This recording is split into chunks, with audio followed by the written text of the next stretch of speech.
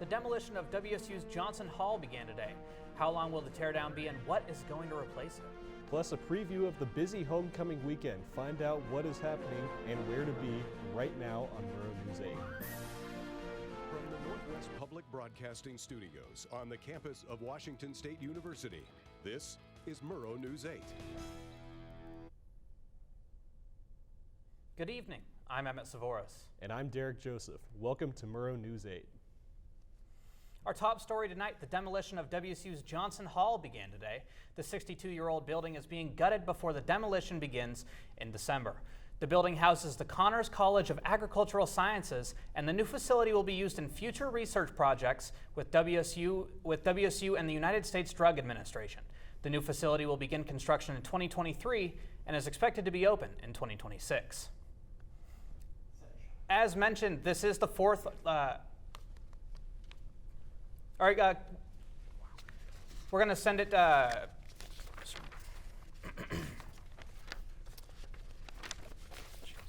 As mentioned, this is the fourth largest building on campus, and this will be a lengthy process to take down. Catherine Rowley has more of the story. Catherine, what else can you tell us about the construction?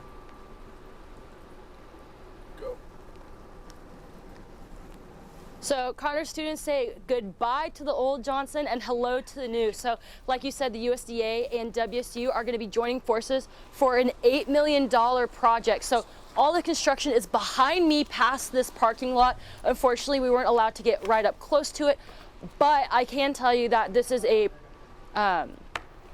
effort to make sure that there's more research opportunities for students in Connors by the USDA. So it's a very big project for both WSU and USDA to allow students more research opportunities, which WSU is known for. That's all I have. Back to you guys at the desk. Thank you, Catherine. The White House has responded to the University of Idaho's releasing of a recent memo that reportedly prohibits university employees from promoting or discussing abortion while doing their jobs. The White House Press Secretary Corinne Pierre said in a statement on Tuesday, "To be clear, nothing under Idaho law justifies the university's decision access to contraception, but the situation in Idaho speaks to the unacceptable consequences of extreme abortion bans." University of Idaho spokesperson Jody Walker said the memo was made to help employees understand possible ramifications of Idaho law. The WSU Board of Regents voted to approve the 2022-2023 goals and objectives of President Kirk Schultz. Among the goals is the hope to raise $145 million in new philanthropic funds, continue their success in the cluster hiring program, and stabilize and increase enrollment across all WSU campuses. They also want to officially launch the pediatrics residency program in Spokane. WSU and the University of Idaho are both gearing up for this weekend's homecoming festivities. Events in Pullman will kick off this Friday with a homecoming pep rally on Flag Lane from 6 to 7 p.m. Fans can see the marching band, cheerleaders, and many of WSU's sports teams at the pep rally on Saturday. There's an open house in the Lewis Alumni Center on Saturday from 11:30 a.m. to 2:30 p.m. just before the Cougs kick off against the Cal Golden Bears at Martin Stadium for the homecoming football game. Well, folks, the Grand Avenue construction has been extended into next week. The project was originally expected to finish on Tuesday, but crews found that the asphalt that they were drilling through was much thicker than they originally expected. Construction may not go because of rain today, but will resume tomorrow. The construction is expected to finish next week as the project is wrapped up. The Eggert Family Organic Farm will hold 2 pumpkin picking events this Friday from 3 to 6 p.m. and Saturday from 10 to 4 p.m. The College of Agricultural, Human, and Natural Resource Sciences says there will be a variety of pumpkins in all shapes and sizes to choose from. The U.S. Postal Service is hosting what they're calling a Mega Blitz hiring fair today and tomorrow across the state of Washington. The Pullman Post Office will have a job fair from 10 a.m. to 3 p.m. tomorrow, and the USPS is looking for mail carriers, mail handlers, and clerks. Over 2,000 positions are available in total. Those unable to make the fair are able to apply at the USPS website. Up next, we will look at the fire map in Washington to see what fires are still burning and which ones have been contained. And a look at what Florida residents are experiencing as Hurricane Ian moves through Florida.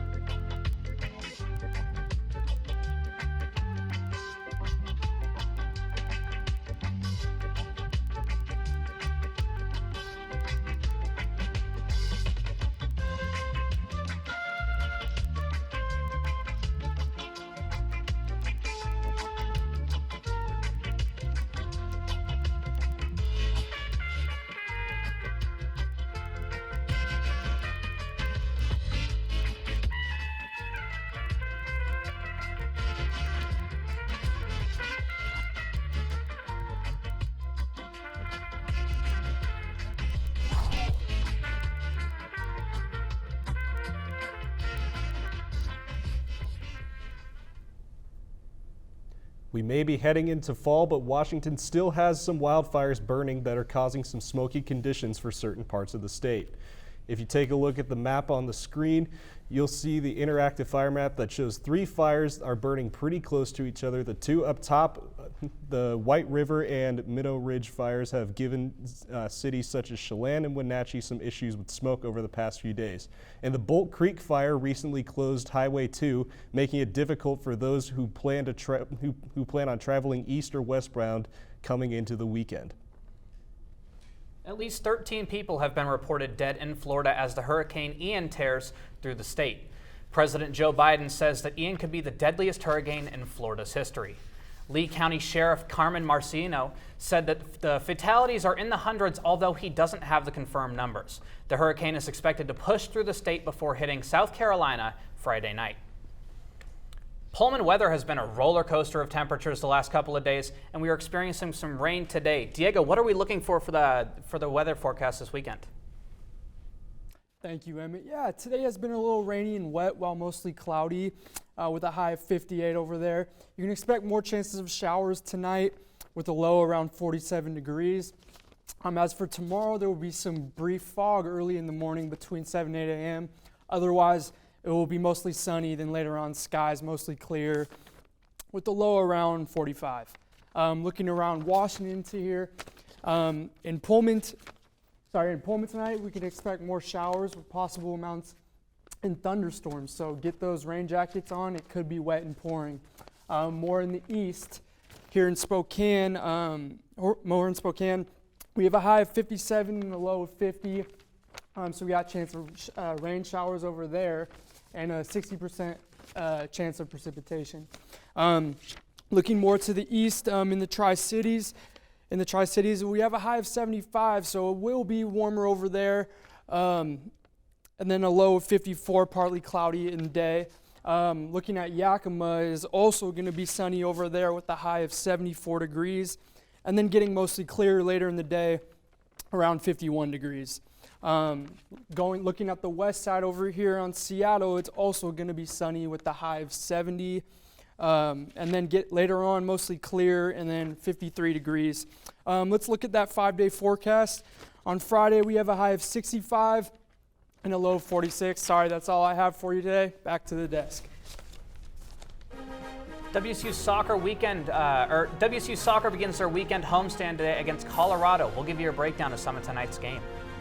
And WSU is set to honor the famous 1997 Rose Bowl team 25 years after their incredible season. Reese Holmes has sports next on Murrow News 8.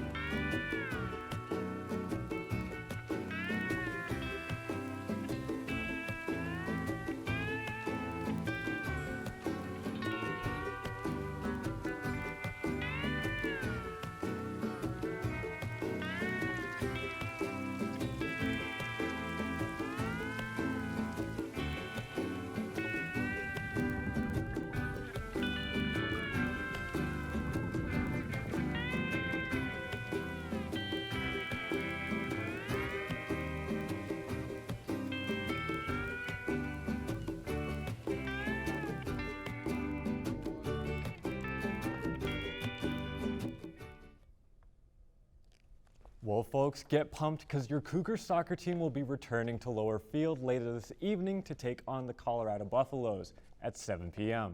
WSU is 8-4 in their all-time record against Colorado and is looking to make it 9-4, extending this win streak that they're on to 9 wins straight. Soccer will also be taking on Utah State at noon on Sunday, so make sure to head down to Lower Field and support your fellow Cougs. Speaking of supporting your fellow Cougs, WSU men's basketball released an updated schedule for the 2022 to 2023 season, including tip-off times and what channels they will be broadcasted on. If you take a look on the official WSU men's basketball Twitter, where you can see these schedules on your screen now, you can see that the games we will have 8 games broadcasted on ESPN, with some of the most anticipated matchups being against Baylor on December 18th, Arizona on January 7th and on January 26th, and finally taking on the Huskies February 11th. Now, it's no Husky rivalry game, but this Saturday, Cougs can look forward to a CFS against the Cal Golden Bears. The Bears are coming off of a win against Arizona and have proven to be very adaptable this season. On the other side of things, WSU has had a great showing this season, with a win against Wisconsin, but made a few mistakes last week against Oregon.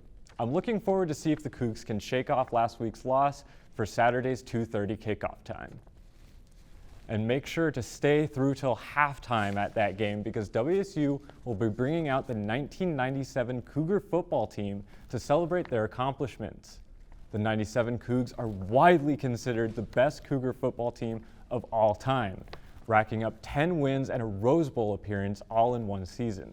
They kicked off the season 25 years ago with 7 straight wins and ended the regular season with a 41-35 victory over UW, winning a share of the Pac-10 and facing Michigan in the Rose Bowl, excuse me. Back to you at the desk. Thank you, Reese. 2 different trucks rolled today on both westbound I-90 and Highway 26. We have an update on how that might affect you next on Murrow News 8. Let me tell you about the toughest guy on earth. He does the work of 2 jobs, but only gets paid for one. He's tough enough to feed the man that gave him a lifetime of nourishment. He has the crazy strength to lift the man that raised him up without even flinching. That's right. No employee of the month bonus check here. This guy, no, this warrior, will always be by his father's side, even if his dad will hardly remember. Good luck finding a gym to train for that. If this guy isn't the toughest guy on the planet, then I don't know who is. Caregiving is tougher than tough. Find the care guides you need at aarp.org/caregiving.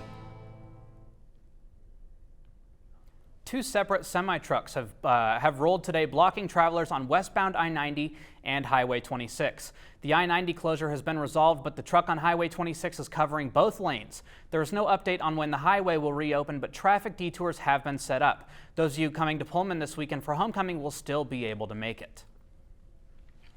Thank you guys for watching. If you've missed anything in this or any of our other previous newscasts, you can always watch us on our YouTube channel. More news can be found at nwpb.org/mn8, and you can follow us on Facebook and Twitter. Have a good night.